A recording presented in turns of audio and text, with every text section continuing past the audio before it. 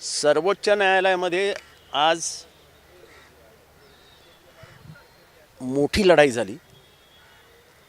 मला वाईट ह्या गोष्टीचं वाटतंय की अजित पवार गटाने जे वकील दिले होते ते वकील प्रयत्न करत होते की शरद पवार साहेबांना नावही मिळू नये त्यांच्या कार्यकर्त्यांना आणि त्यांना चिन्हही मिळू नये. याचा थोडक्यात अर्थ असा होतो की शरद पवारांना आता गाडूनच टाकायचं आहे. म्हणजे त्यांच्या भाषणात तर ते दिसतंच आहे, पण आज त्यांच्या वकिलांनी इथे सांगितलं ते महत्त्वाचं आहे. आणि मग जज म्हणाले की असं कसं करता येईल लोकशाहीमध्ये. लोकशाहीमध्ये सिम्बॉल नाही, पक्षाला नाव नाही, तुमचं म्हणणं आहे असं आम्हाला करताच येणार नाही. एक तर म्हणाले की इलेक्शन पिटिशनचा निर्णय हा जो निर्णय आहे त्या निर्णयामध्ये त्यांनी काही म्हटलेलं आहे ते कसं काय डिस्कंटिन्यू करायचं. पक्षाला सिम्बॉल द्यावंच लागेल इलेक्शन कमिशनला. त्यांनी जे नाव सुचवलं आहे ते पण घ्यावंच लागेल इलेक्शन म्हणजे लोकांच्या माहितीसाठी. आणि त्यांनी सर्वात मोठं हे सांगितलं की लोकांना आता तुम्ही मूर्ख समजू नका. आम्ही नाही बोलत आहे. त्यांनी काय सांगितलं की पाकिस्तानमध्ये एक बॅट सिम्बल खेचून घेतला तर पाकिस्तानमध्ये काय घडलं लक्षात आहे ना तुमच्या. ते तुम्हाला भारतात घडवायचं आहे का सिम्बल खेचून. सिम्बल कुठला ना कुठला आम्हाला शरद पवार साहेब म्हणजे शरद पवारजींना द्यावाच लागेल इलेक्शन कमिशनरला. तुम्ही किती दिवस थांबवणार. ह्या प्रमुख मुद्द्यांवरती इलेक्शन कमिशन फार क्लिअर होतं. ते म्हणाले एकतर ते काय ते डिस्क्वालिफिकेशन आहे ते इथे पेटिशन्स पेंडिंग असताना निर्णय कसे आले. डिस्क्वालिफिकेशन पेटिशन पेंडिंग असताना निर्णय घेऊ नये असं म्हणाले सुप्रीम कोर्टाच्या सुयश देसाई वर्षाच्या जजमेंटमध्ये. मग तुम्ही निर्णय कसे घेतलेत. पण आम्हाला आश्चर्य अजूनही एका गोष्टीचं वाटतं की लोकशाहीमध्ये कोणाला जिवंत ठेवायचंच नाही असा आर्ग्युमेंट ते अजित पवार साहेबांचे वकील करत होते की शरद पवार खतमच करून टाकायचे महाराष्ट्रातनं. असे खतम नाही होणार ते प्रत्येक जण आमच्या पक्षामध्ये शरद पवार आहे. आता प्रत्येक जण प्रत्येकाच्या रक्तात शरद पवार आहे. तुम्ही महाराष्ट्रातनं शरद पवारांना असं गायब नाही करू शकत. मोठे मोठे वकील लावून सुप्रीम कोर्टात मोठा आरडाओरडा करून वकील नाही जिंकत. वकील पॉईंटवर जिंकतात. पण साहेब एक आता जे नव्याने नाव जे दिलं गेलं होतं त्यावर पुन्हा एकदा आर्ग्युमेंट होणार आहे. त्यामुळे ते आता आर्ग्युमेंट होईल ते होईल. पण त्यांनी सांगितलं सद्यस्थितीत आम्हाला तुमचं म्हणणं मान्य नाही की म्हणजे त्यांचं नाव पण काढून घ्या त्यांचा पक्ष पण काढून घ्या हे शक्य नाही. म्हणाले सर्वोच्च न्यायालयाला हे करता येणार नाही. कारण का म्हणाला लोकशाहीमध्ये म्हणजे एका लेवलला खेळ झाला पाहिजे. वरती खालती खेळ होता कामा नये. सर्वोच्च न्यायालयाने अजून एक असं म्हटलं की स्प्लिट काढून मर्जरची प्रोव्हिजन केली गेली तर मग त्या सगळ्याचा उद्देश काय होता. मग आम्ही तेच सांगतो की सर्वोच्च न्यायालयाने खूप असं काही चांगलं सांगितलं. त्याच्यात त्यांनी लोकशाहीच्या परंपरा आणि मूल्य जपली पाहिजेत असे इशारे देखील दिले. की म्हणाले मर्जरला मग अर्थच राहिला नाही. तुम्ही जरी म्हटलात की 90% जे खोटं बोलले ते की 90% आमदार आमच्या बाजूला ते खोटं आहे. 10th शेड्यूल काय म्हणतं की तुम्ही 2/3 जरी बाहेर पडलात तरी तुम्ही मर्ज झालं पाहिजे. हे कोणी बघतच नाही आहे सध्या. आणि सर्वोच्च न्यायालयाने एका वाक्यात हे पकडलं की मर्जर कुठे गेलं तुमचं. म्हणजे 10th शेड्यूलच्या पार्ट म्हणजे धज्जा उडाला आहे हे सर्वोच्च न्यायालयाच्या लक्षात आलं. आणि आम्ही नाही बोललो. त्यांच्या वकिलांशी जज आर्ग्यू करत होता की काय बोलताय तुम्ही हे. म्हणजे आज आम्हाला अतिशय आनंद होतो की लोकशाही मूल्यांचा जो आदर राखला गेला पाहिजे तो सर्वोच्च न्यायालयाने उचलून धरला. मी आज सर्वोच्च न्यायालयाच्या जजेसचा अत्यंत आभारी आहे. आम्हाला काय सिम्बॉल मिळेल देवास ठाऊक. आम्हाला नाव तर मिळालेलंच आहे पण ते नाव पण काढून घ्या. अरे किती कोत्या मनाचे आहात रे. किती कोत्या मनाचे आहात. अरे नावच शरद पवारांनी आणलं मैदानात.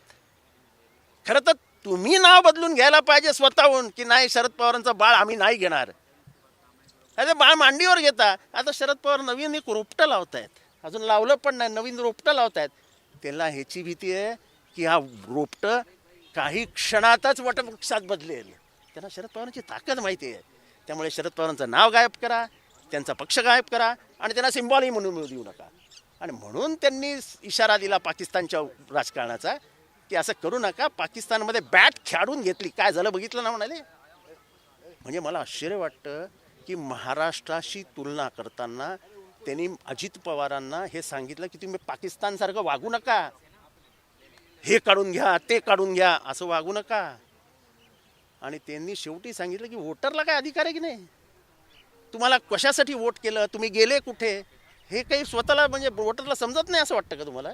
ते don't under estimate the voters हा शब्द मला खूप आवडला, की मतदारांना येड्यात काढू नका, त्यांना काही समजत नाही असं समजू नका. Don't under estimate the voters हे त्यांचं शेवटचं शब्द होतं. आणि यांनी खूप आर्ग्यू केला की नाही नाही हा निर्णय बदला, हे करा ते करा. मला अत्यंत आनंद होतो की त्यांचं कुठलंही आर्ग्युमेंट जजेसनी नंतर ऐकून घेतलं नाही आणि जजेस आपल्या निर्णयावर ठाम राहिले की शरद पवारांना जे नाव दिलं आहे ते नाव कंटिन्यू राहील आणि शरद पवारांना निशाणी पुढच्या आठवड्यापर्यंत तुम्ही देऊन टाका. त्यांनी म्हटलं की सुनावणी जी होती ती स्टेसाठी होती निवडणूक आयोगाच्या निर्णयाच्या, तर त्याच्यामध्ये अजित पवार गटाने तुम्हाला जे नाव मिळालं त्याच्यावरतीच आक्षेप घेतलेला आहे. अटॅकिंग मोडवर करण्याचा प्रयत्न आहे. नाही नाही असं आहे की ते घाबरतातच हो, ते घाबरतात. आता शिवसेना आणि शिवसेना उद्धव बाळासाहेब ठाकरे आहे ना, लढतायत ना दोघंही. पण अजित पवार असेच आहेत स्वभावाने, त्यांना कोणालाच काही द्यायचं नसतं. म्हणजे जो काकाच्या मरणाचं भाषण करू शकतो त्यांच्याबद्दल काय बोलावं आपण. त्यांनी म्हटलंय मग आता तुम्ही अप्लाय करू शकता नवीन चिन्हासाठी, तर कधीपर्यंत. नाही त्यांनीच सांगितलंय की 7 दिवसात त्यांना चिन्ह द्या. मग तुम्ही आता निवडणूक आयोगाकडे जाणार आहात नवीन चिन्हासाठी, काय निर्णय आता कधीपर्यंत होईल? राजकीय जो हे आहे म्हणजे राजकीय जे काही लिगल प्रोसेसेस आहेत, आता हा सुप्रीम कोर्टाचा निर्णय आहे ना की तुम्ही 7 दिवसात जा. आम्हाला अपेक्षा आहे आता सर्वोच्च न्यायालयाचं निर्णयाचं पालन इलेक्शन आयोग करेल आणि लोकशाही जिवंत ठेवली पाहिजे ना. ज्या पद्धतीने ह्यांच्या मागण्या आहेत त्या सरळ दर्शवतात की ह्यांना हुकुमशाहीतनं पुढे जायचं आहे. शरद पवारांना चिन्ह देऊ नका, शरद पवारांना पक्ष देऊ नका, म्हणजे शरद पवारांचं रेकग्निशनच महाराष्ट्रात काढत जा. शरद पवार हा चेहरा आहे आणि पुढच्या 1000 वर्ष तो चेहरा महाराष्ट्राच्या भूमीवर राहणार आहे. कारण का ते निर्णयाने, त्यांच्या स्वभावाने, त्यांच्या लोकशाही मूल्यांचा आदर करण्यामुळे त्यांना ओळखलं जातं. त्यांनी कधीच नाही सांगितलं तुमच्याकडे NCP गेल्यावरती ते रडत बाहेर नाही आले की यांना का दिलं म्हणून. शरद पवार म्हणजे त्यांनी असंही म्हटलं की हे नाव आमच्यासारखं आहे, राष्ट्रवादी काँग्रेस पक्ष शरदचंद्र पवार हे नाव आमच्यासारखं आहे. त्यावर तुम्हाला काय वाटतं? म्हणजे त्यांना घाबरतात ना. आम्हाला सर्वोच्च इलेक्शन कमिशनने सांगितलं की तुम्ही नावं द्या. मी नावं दिली, इलेक्शन कमिशनने आम्हाला नाव दिलं. पण माझा आक्षेप ह्याच्यावर आहे का हो, शिवसेना आणि शिवसेना उद्धव बाळासाहेब ठाकरे आहे ना महाराष्ट्रात, तुम्ही म्हणजे तुम्ही शरद पवारांना किती छळणार आहात, किती छळणार आहात.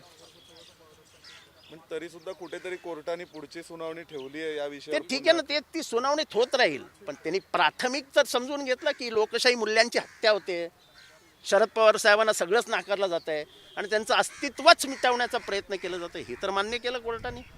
माझ्या अंदाजाने हा सर्वात मोठा विजय आहे.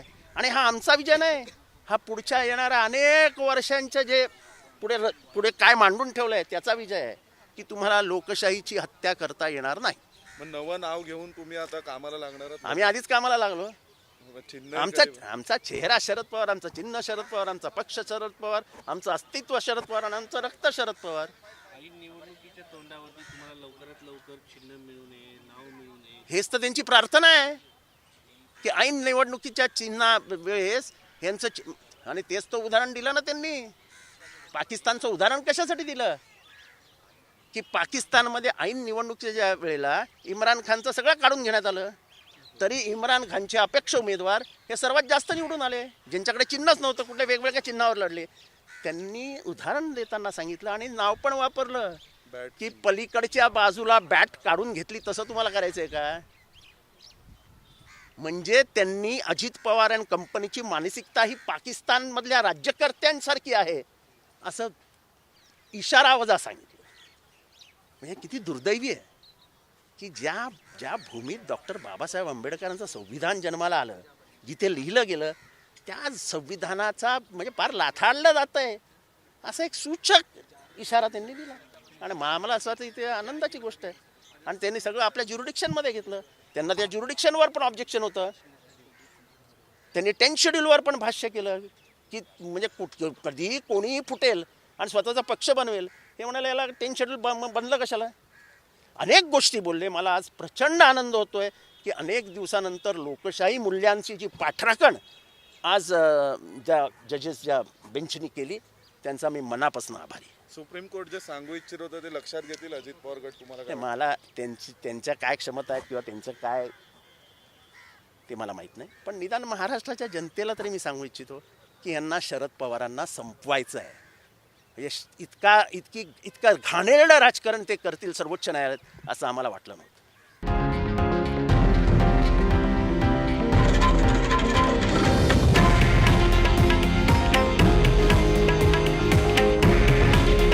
हे आहे देशातील नंबर 1 न्यूज नेटवर्क आणि आपण पाहत आहात TV9 मराठी. काळजी तुमची, हित महाराष्ट्राचं.